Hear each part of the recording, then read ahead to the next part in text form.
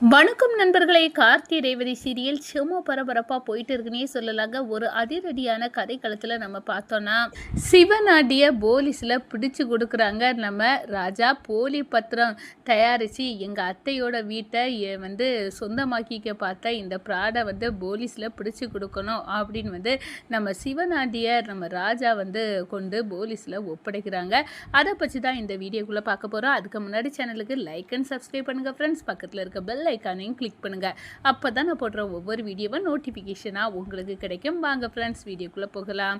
First எடுத்த உடனே பார்த்தோன்னா, ஒரு பரபரப்பான கட்டத்தில் சுமையாக நம்ம ராஜா கண்டுபிடிச்சிறாங்க. அந்த போலி பத்திரம் போட்ட நபர்களை அவங்கள வெளுத்தெடுத்து, சொல்லுங்கடா, நீங்கள் தானே எங்கள் அத்தையோட வீட்டை சிவநாடி சொந்தம் கொண்டாடுறதுக்கு காரணம், உங்களுக்கும் அவருக்கும் என்ன சம்மந்தம் இருக்குது சொல்லுங்கள் அப்படின்னு அடித்து வெளுக்கிறாங்க. அதோட உண்மையை கக்குறாங்க. எங்களுக்கு காளியம்மாவும் சிவநாட்டியும் தான் எப்படியாவது நீங்கள் இந்த மேஜிக் பேனானி ஒன்றை வச்சு அதில் எழுதி அந்த 2 கிரவுண்டு இடத்த எழுதுறதுக்கு அந்த பத்திரத்தை பார்த்து எழுதிக்கிட்டு அதை சைன் பண்ணதாட்டு நம்ம சாமுண்டேஸ்வரிக்கிட்ட காட்டி, அது அழிஞ்ச பிறகு நம்ம சாமுண்டேஸ்வரியோட வீட்டை எழுதி வாங்கினதாட்டு எழுதியிருக்காங்க அப்படின்னு அந்த ரகசியத்தை உடைக்கிறாங்க அந்த நபர்கள். அதோட அவங்கள சட்டையை பிடிச்சி இழுத்து கொண்டு வாராங்க நம்ம சாமுண்டேஸ்வரி முன்னாடி.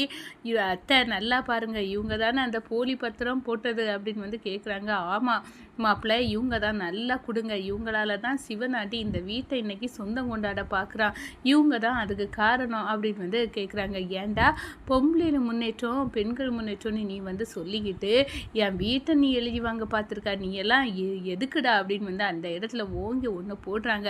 உண்மை சொல்லுடா, சிவநாட்டிக்கும் உனக்கும் என்ன தொடர்பு அப்படின்னு கேட்குறாங்க.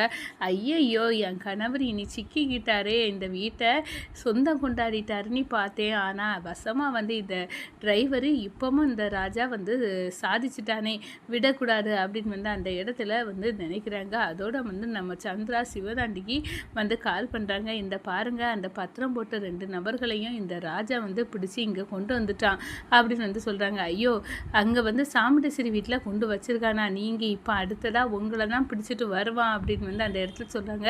சரி, நானும் காளியம்மா சித்தியும் கண்டிப்பாக அவன் கண்ணில் படமாட்டோம் அப்படின்னு அந்த இடத்துல நிற்கிறாங்க. நீ இங்கேயே இருந்துக்கிடுங்க, நான் சிவநாண்டியையும் காளியம்மாவையும் பிடிச்சிட்டு வரேன் அப்படின்னு நம்ம ராஜா அடுத்ததாக களை இறங்குறாங்க மயில் வாகனத்தை கூட்டிக்கிட்டு. அதோட நம்ம சிவநாண்டியை இழுத்துக்கிட்டு வராங்க சாமுண்டேஸ்வரி கிட்ட.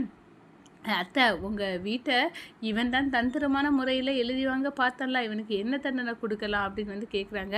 மாப்பிள்ளை, இவனை போலீஸில் பிடிச்சி கொடுங்க, அதுதான் சரியான தண்டனையாக இருக்கும் அப்படின்னு நம்ம சாமுண்டேஸ்வரியை சொல்கிறாங்கங்க. அதோட சரி வாங்க, போலி பத்திரத்தை போட்டு உனக்கு இந்த வேலை எதுக்கு அப்படின்னு அந்த இடத்துல சொல்கிறாங்க. நான் சொன்னேன்ல, 24 மணிக்கூரில் நீ செய்த பித்தலாட்டத்தை நிரூபிப்பேனே, இப்போ மணி எத்தனை பாரு அப்படின்னு சொல்கிறாங்க.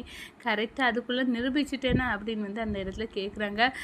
நான் எங்கள் அக்காவை நடுத்தருவில் கொண்டு நிப்பாட்டிடலான்னு பார்த்தேன், அதுக்கடையில் இவர் நம்ம ராஜா பயங்கரமான ஆள், எப்படியோ அவனை கண்டுபிடிச்சி இப்போ என் கணவரோட சொட்டையை முறுக்கி வச்சுட்டானே, இந்த தடவும் நாங்கள் தோத்துட்டோம், ஆனால் விடக்கூடாது, எல்லாத்துக்கும் காரணம் இந்த ரேவதியோட மாப்பிள்ளை ராஜா தான் அப்படின்னு கொந்தளிப்போடு இருக்காங்க நம்ம சந்திரா.